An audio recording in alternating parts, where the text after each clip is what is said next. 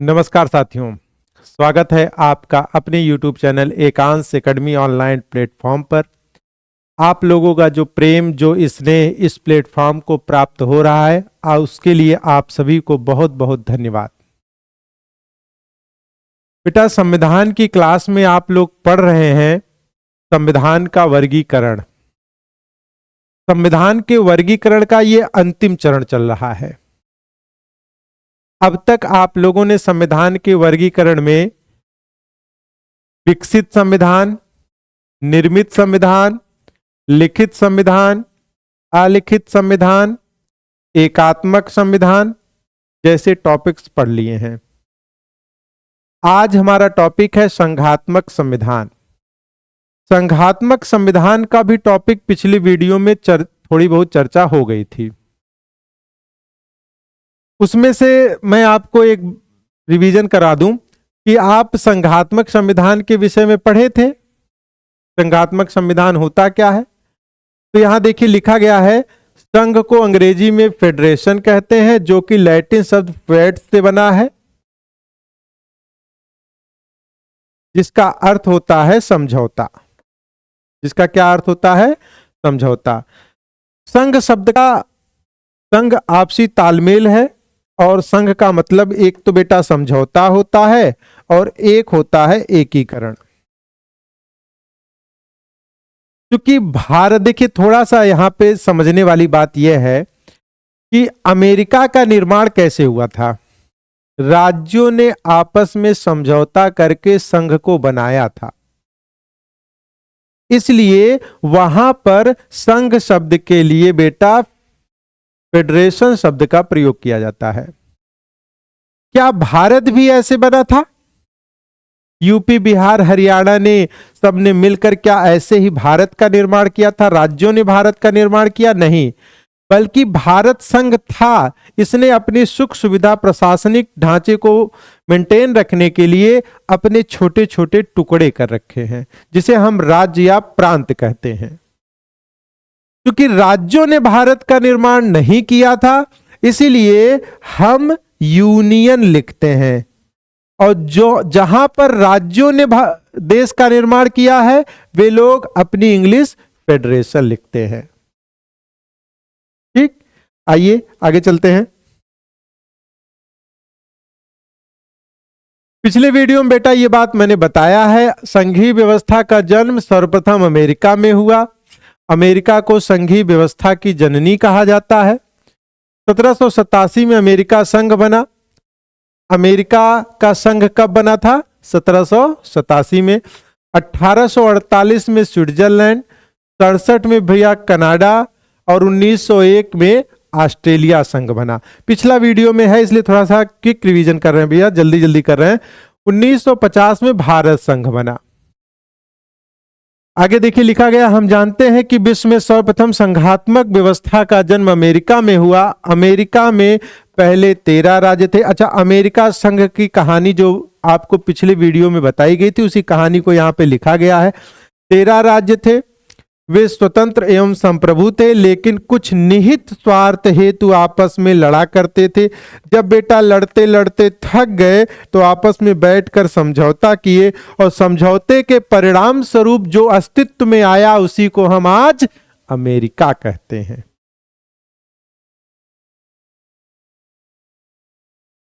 समझौता एक संविधान के माध्यम से हुआ। संविधान में संघ की शक्तियां लिख दी गई, शेष शक्तियां अर्थात अवशेष शक्तियां राज्यों को दे दी गई। संविधान में यह भी कहा गया कि संघ और राज्य आपसी सहमति से संविधान में संशोधन करके अलग हो सकते हैं। इसका मतलब है कि अमेरिका में जब समझौता हुआ था, तो यह हुआ था कि भाई अगर आपको संघ में नहीं रहना है, तो कोई भी राज्य संघ से अलग हो सकता है। आपस में बैठकर बातचीत करके आप अलग हो सकते हैं। जैसे कनाडा पहले अमेरिकी संघ में ही था, लेकिन आज वो अलग है। क्योंकि अमेरिका में राज्यों ने मिलकर संघ बनाया, इसलिए प्रारंभ में राज्य शक्तिशाली थे। लेकिन धीरे धीरे कुछ ऐसी घटनाएं घटी जिसके कारण संघ शक्तिशाली हो गया। आज अमेरिका को संघ राज्य कहा जाता है। आज अमेरिका को क्या कहा जाता है?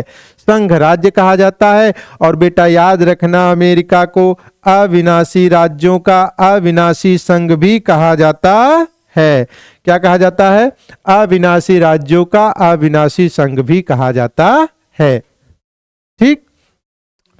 अब एक प्रश्न यहां बनता है बेटा कि किसी भी देश को हम कैसे पहचानेंगे, कैसे हम जानेंगे कि यहां पर संघात्मक व्यवस्था है?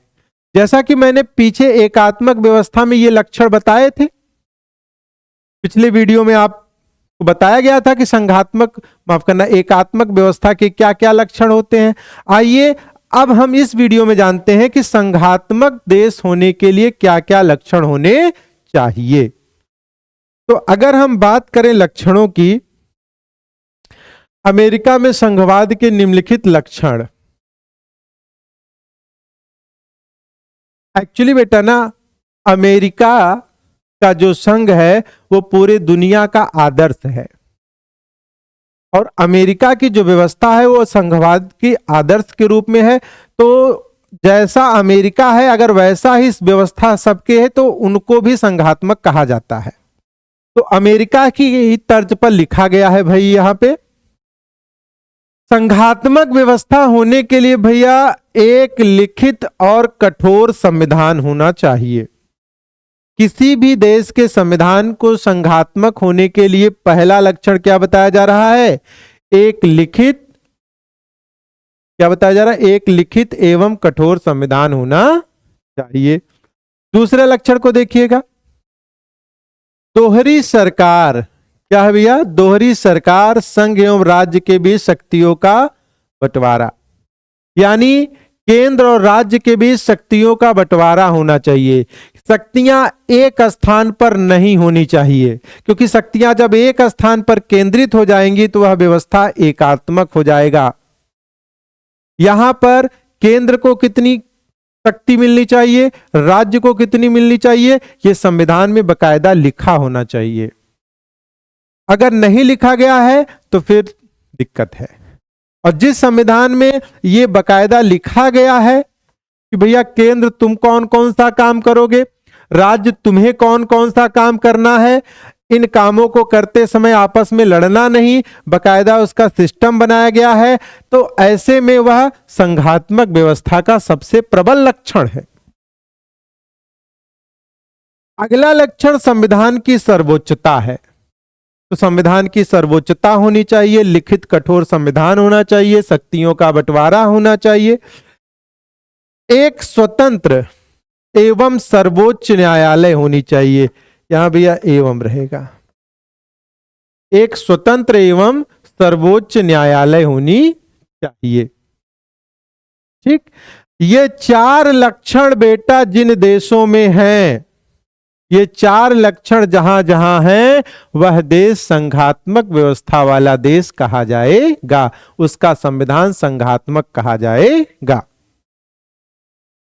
इन चार लक्षणों के अलावा कुछ और भी लक्षण होते हैं संघात्मक व्यवस्था के, जैसे दोहरा संविधान, दोहरी न्यायपालिका, दोहरी नागरिकता। भैया दोहरा संविधान, दोहरी नागरिकता, दोहरी चुनाव मशीनरी। याद रखना फिर से, दोहरा संविधान, दोहरी न्यायपालिका, दोहरी नागरिकता और दोहरी चुनाव मशीनरी। इसके अलावा देखिए यहां पे लिखा गया, राज्यों की सहमति के बिना संघ द्वारा नए राज्यों का निर्माण न कर पाना। एक और लक्षण संघात्मक व्यवस्था में होना चाहिए कि अगर नया राज्य का निर्माण करना है तो केंद्र सरकार अकेले ना कर पाए।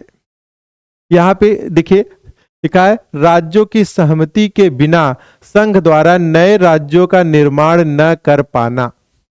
मतलब स्वेच्छा से केंद्र सरकार नया राज्य न बनाए, उसमें राज्य की सहमति, जिस राज्य को काट करके बनाया जा रहा है उसकी सहमति भी होनी चाहिए। ये लक्षण भी रहेंगे तो वह संघात्मक देश और अधिक मजबूत संघात्मक देश की श्रेणी में आता है।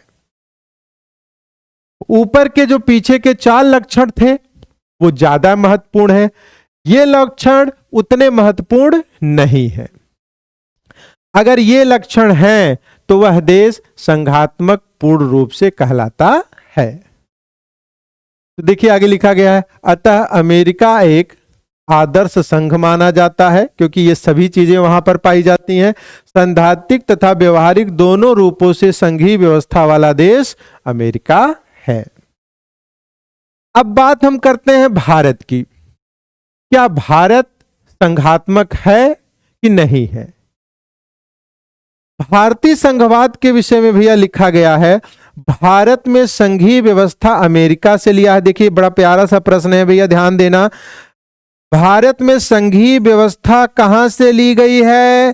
तो उत्तर मिला अमेरिका से ली गई है, लेकिन इसे कनाडा के तर्ज पर बनाया गया है।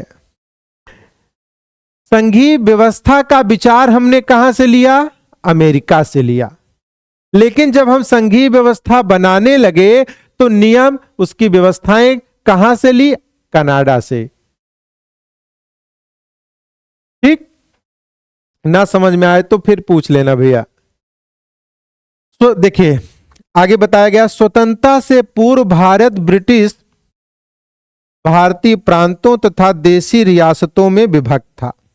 आजादी से पहले हम प्रांतों और देशी रियासतों में विभक्त थे। आजादी के बाद इसका एकीकरण हुआ। आजादी के बाद भारत का क्या हुआ? एकीकरण हुआ और भारत विशाल भारतीय संघ का निर्माण हुआ। एक बड़े संघ का निर्माण हुआ जब हमारा एकीकरण हुआ। बाद में इसे छोटे छोटे घटकों में बांटा गया। बाद में इसे छोटे छोटे घटकों में बांटा गया, जिसे साधारण बोलचाल की भाषा में राज्य कह दिया गया। हालांकि जैसा कि हमने पहले भी अपने बताया है वीडियो में कि राज्य शब्द कहना गलत है, लेकिन हम कह देते हैं तो आज तक वो प्रचलन में चला आ रहा है। यहां लिखा गया है, बोलचाल की भाषा में राज्य कह दिया गया। अतः स्पष्ट है कि भारत में अमेरिका के विपरीत संघ ने राज्यों को बनाया है, इसलिए भारत को राज्यों का संघ कहा जाता है। अमेरिका को क्या कहा जाता है? अगर मैं यही पूछूं, अमेरिका को क्या कहा गया है भाई? अमेरिका को कहा जाता है संघ राज्य। अमेरिका को संघ राज्य। और भारत को क्या कहा जाता है? राज्यों का संघ कहा जाता है। इस बात को देखिए, थोड़ा सा आगे पीछे है। ठीक, भारतीय संघवाद में आगे लिखा भी है, भारतीय संघवाद में संघवाद के मुख्य चारों लक्षण जैसे लिखित संविधान, जो 4 लक्षण होने चाहिए, लिखित संविधान, कठोर संविधान, ये पहला लक्षण है। संविधान की सर्वोच्चता, दोहरी सरकार तथा स्वतंत्र एवं सर्वोच्च न्यायपालिका पाई जाती है। अतः भारत भी सैद्धांतिक रूप से संघीय व्यवस्था वाला देश है। जो मुख्य लक्षण हैं वह मुख्य लक्षण भारतीय संविधान में भी पाए जाते हैं। जो अभी पीछे 4 की हम लोगों ने चर्चा की, वो चारों लक्षण भारत में भी पाए जाते हैं। भारत में भी कठोर संविधान है, लिखित संविधान है, संविधान की सर्वोच्चता है, केंद्र और राज्य की शक्तियों का बंटवारा किया गया है। ठीक है, ये सारे लक्षण जो पाए जाते हैं ये संघात्मक व्यवस्था के भारत में भी पाए जाते हैं, इसलिए भारत भी संघीय व्यवस्था वाला देश है। लेकिन भारत में एकहरा संविधान, देखिए भारत में एकहरा संविधान, एकहरी न्यायपालिका, एकहरी नागरिकता, एकहरी चुनाव मशीनरी है। राज्यों की सहमति के बिना, राज्यों की सहमति के बिना संघ द्वारा नए राज्यों का निर्माण करना आदि जैसे लक्षण पाए जाते हैं। आदि जैसे लक्षण नहीं पाए जाते हैं बेटा। संघ द्वारा नए राज्यों का निर्माण, माफ करना, सही तो है, आदि जैसे लक्षण पाए जाते हैं। इसलिए भारतीय संघवाद की आलोचना भी हुई। जैसा फिर से देखना एक बार भैया पीछे, इकहरा संविधान, इकहरी न्यायपालिका, इकहरी नागरिकता। संघवाद में बेटा याद रखना, दोहरा संविधान, दोहरी न्यायपालिका, दोहरी नागरिकता और दोहरी चुनाव मशीनरी होनी चाहिए। भारत ने यहां पे सब कुछ इकहरा कर लिया है, इसीलिए बेटा भारत की क्या होती है, आलोचना होती है। इसीलिए भारतीय संघवाद की आलोचना होती है।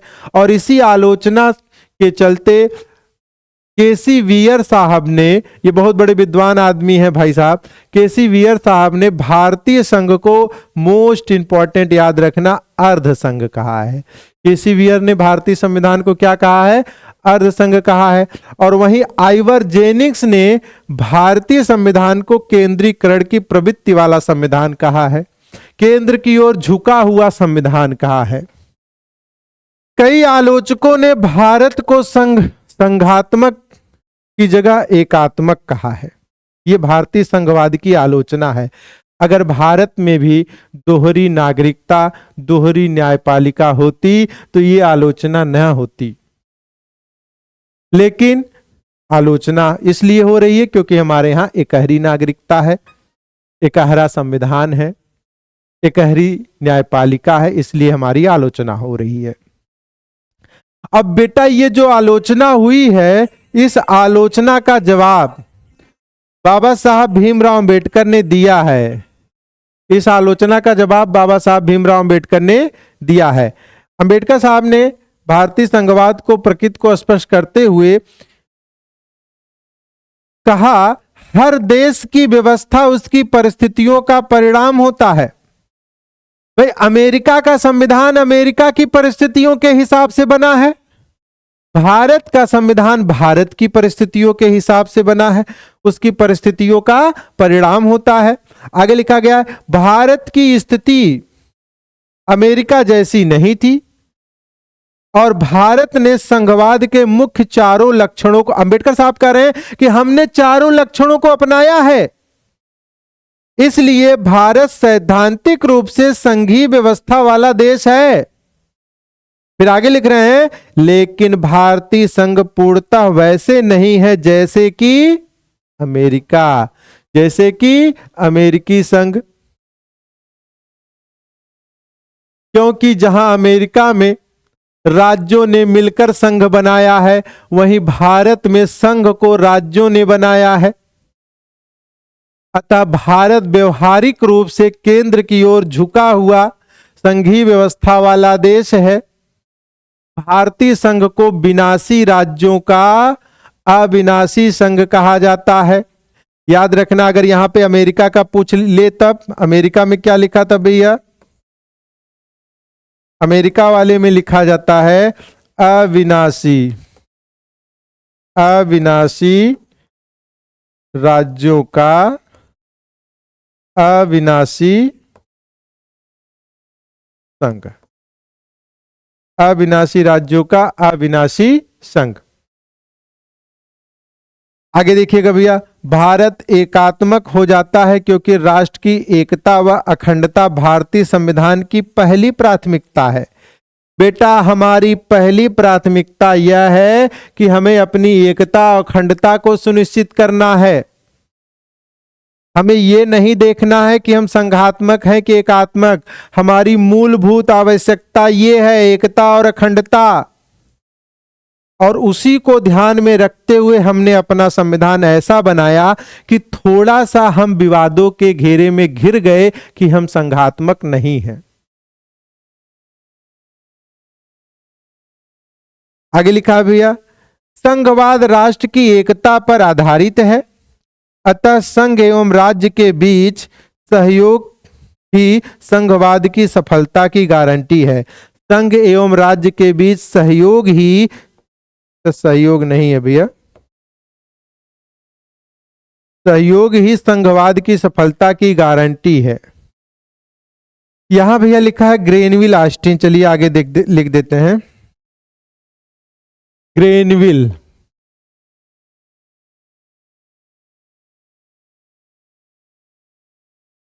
Granville Austin. ग्रेनविल ऑस्टिन ने भारतीय संघवाद को सहकारी संघवाद कहा है। क्या कहा भैया? सहकारी संघवाद कहा है। मॉरिस जोन्स ने सौदेबाजी का संघवाद कहा है। भारतीय संघवाद को मॉरिस जोन्स ने क्या कहा है? सौदेबाजी का संघवाद कहा है। अलेक्जेंडर विग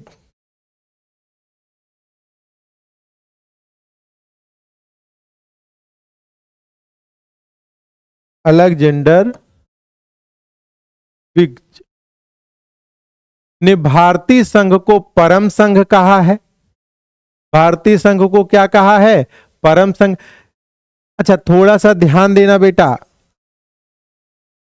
ग्रेनविल ऑस्टिन ने क्या कहा है? ये क्वेश्चन सीधा सीधा पूछता है परीक्षा में।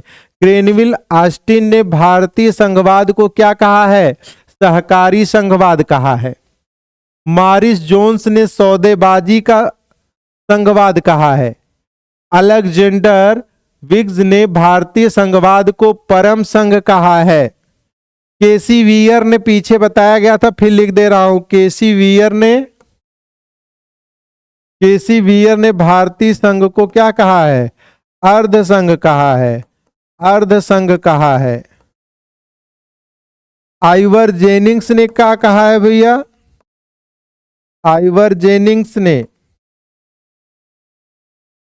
केंद्र की ओर झुका कहा है। केंद्र की ओर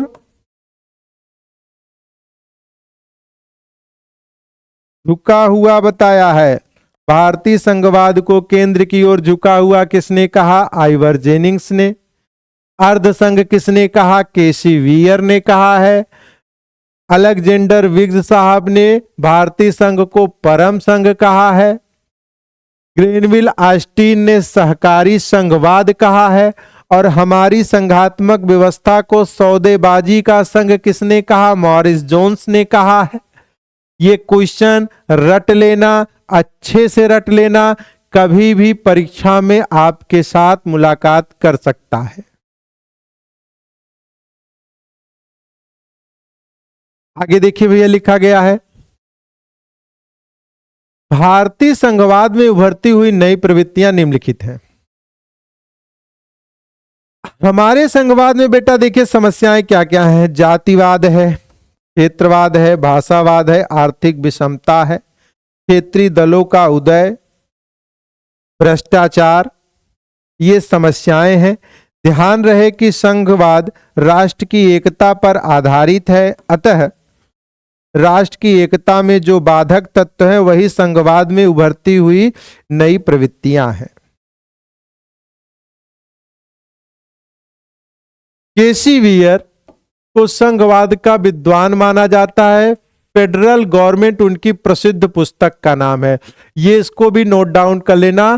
फेडरल गवर्नमेंट किसकी बुक है? केसी वीयर की बुक है, जिन्होंने भारतीय संविधान को अर्धसंघात्मक कहा है, अर्धसंघ कहा है। संघवाद की सफलता, संघवाद की सफलता की शर्तें, संघवाद की सफलता की शर्तें में सबसे पहली चीज क्या होती है? भौगोलिक एकरूपता होती है। भौगोलिक एकरूपता जहां होगी वहां संघवाद अक्सर सफल हो ही जाता है। जाति, धर्म, भाषा, संस्कृत में समानता, जहां पर एक समान जाति, धर्म, भाषा और संस्कृत के लोग रहते हैं वहां 100% देखिए गारंटी ले रहे हैं कि भैया ये यहां पर संघवाद व्यवस्था सफल हो जाती है, संघात्मक व्यवस्था सफल हो जाती है। आर्थिक समानता होनी चाहिए, एकता की इच्छा जनता में होनी चाहिए, राज्यों में समानता होनी चाहिए। और ये लक्षण अगर जिन देशों में पाए जाते हैं वहां संघात्मक व्यवस्था बड़ी सफल रहती है। संघवाद में केंद्रीकरण का कारण, संघात्मक व्यवस्था में केंद्रीकृत व्यवस्था क्यों आ जाती है? जबकि केंद्रीकृत व्यवस्था तो बेटा एकात्मक व्यवस्था में होनी चाहिए, लेकिन मजबूरी की वजह से कभी कभी हमें संघात्मक में, जैसे भारत को थोड़ा बहुत मजबूरी है, इसलिए भारत को केंद्र सरकार को मजबूत करना पड़ा। अब वो कारण क्या है? विश्व युद्ध का संचालन संघ द्वारा किया जाना। भाई मजबूत रहेगा तभी तो युद्ध के निर्णय में केंद्र जो है अच्छे से समझ पाएगा कि कहां कैसे निर्णय लेना है युद्ध और शांति के संदर्भ में। टेक्टो राजनीति का उदय, लोक कल्याणकारी राज्य का जन्म, पीछे आप देखेंगे वीडियो में इन सब का डिटेल मैंने दिया है। संघ द्वारा राज्य को आर्थिक सहायता दिया जाना, संघ द्वारा विदेश नीतियों का संचालन करना, ये संघवाद के केंद्रीकरण के कारण है। इन्हीं कारणों की वजह से संघात्मक व्यवस्था को केंद्रीकृत व्यवस्था बनाना पड़ता है।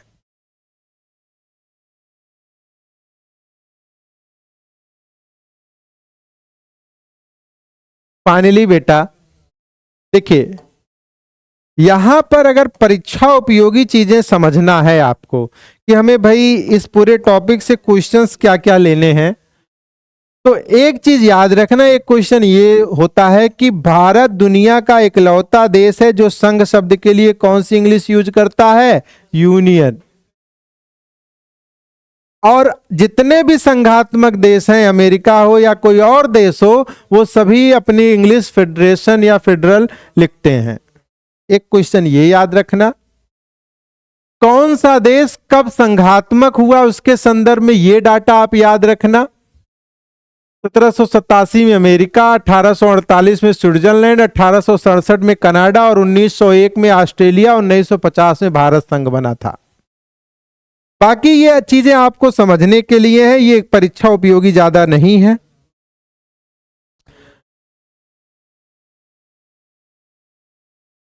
अब ये लक्षण बेटा जरूर, ये चार बातें आप जरूर याद रखना। लिखित कठोर संविधान, दोहरी सरकार, संविधान की सर्वोच्चता, स्वतंत्र एवं सर्वोच्च न्यायपालिका, ये लक्षण बहुत जरूरी है। अगर ये लक्षण नहीं है तो आप संघात्मक नहीं है। इसके अतिरिक्त भी कुछ लक्षण संघात्मक व्यवस्था में पाए जाते हैं, दोहरा संविधान, दोहरी न्यायपालिका, दोहरी नागरिकता, दोहरी चुनाव मशीनरी। यही लक्षण भारत में न होने की वजह से भारतीय संविधान को अर्धसंघ कहा जा रहा है, क्योंकि हमारे यहाँ एकहरी न्यायपालिका है, एकहरा संविधान है, एकहरी नागरिकता है और हमारे यहाँ एकहरी चुनाव प्रणाली है। और ये सारी चीजें संघात्मक व्यवस्था के लक्षणों में है। और ये चीजें भारत में ना होने की वजह से भारत को क्या कहा जा रहा है? अर्ध संघात्मक व्यवस्था वाला देश कहा जा रहा है, केसीवीर साहब ने कहा है। तो ये चीज भी आप याद रखना। आगे बेटा जो परीक्षा उपयोगी है, एक ये शब्द है, भारत को क्या कहा जाता है? राज्यों का संघ। अमेरिका को क्या कहा जाता है? संघ राज्य कहा जाता है। ये आप याद रखना। दूसरा जो चीज आपको याद रखना है, जो परीक्षा उपयोगी दृष्टिकोण से ज्यादा महत्वपूर्ण है, वो ये याद रखना है कि ग्रेनविल ऑस्टिन ने भारतीय संविधान को क्या कहा? सहकारी संघवाद। मॉरिस जोन्स ने क्या कहा? सौदेबाजी का संघ। ये परीक्षा के दृष्टिकोण से याद रखना। अलेक्जेंडर विग्स ने क्या कहा है? परम संघ कहा है या पूर्ण संघ कहा है, ये याद रखना। और यहां पे देखिए मैंने लिख दिया है, केसी वियर साहब ने क्या कहा है, ये याद रखना। आइवर जेनिंग्स ने क्या कहा है, ये याद रखना।